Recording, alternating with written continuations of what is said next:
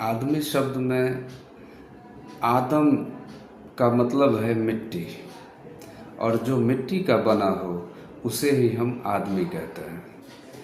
और यह बात सत्य साबित भी हो जाती है जब आदमी में से आदम आदम में मिल जाता है। अंत में जब उसकी मृत्यु होती है तो मिट्टी मिट्टी में समा जाती है।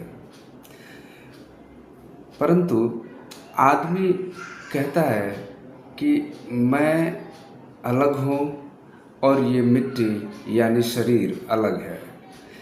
तो यहाँ तक तो आदमी की चेतना ठीक काम करती हुई दिखती है, परंतु आदमी जैसे ही एक चेतना का पुंज होकर शरीर की भांति जीने लगता है और अपने आप को शरीर मान लेता है, यहीं से गलती शुरू हो जाती है और वह दुखों के संसार में प्रवेश करता है।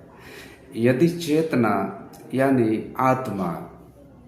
यदि आत्मा शरीर की भांति जिएगी और शरीर मिट्टी है, तो फिर हमारे जीवन का अर्थ, कुल योग भी मिट्टी से अधिक और कुछ नहीं निकल सकता। इसलिए अंत में मनुष्य का सारा किया धरा मिट्टी में मिल जाता है। चाहे उसने जितने भी दौलत इकट्ठा की हो, जो भी नाम कमाया हो, पैसा कमाया हो, सब मिट्टी ही हो जाता है। वह सब, उसका सारा किया धरा मिट्टी ही हो जाता है, क्योंकि वह पूरा जीवन अपने आप को शरीर मानकर अपने इंद्रियों के सुख के पीछे भागता है, अपने मन की गुलामी करता है और इसीलिए उसका अंतिम परिणाम, उसके जीवन का अंतिम परिणाम भी शून्य ही हो जाता है। ऐसे ही व्यक्तियों की मृत्यु होती है और ऐसे ही व्यक्तियों को अपनी मृत्यु से भय भी लगता है।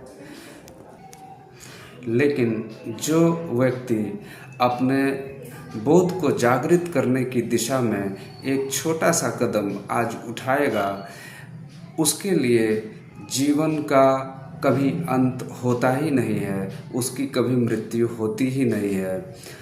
ज्ञानियों ने, जिन लोगों ने आत्म साक्षात्कार किया है, उनकी मृत्यु वहीं समाप्त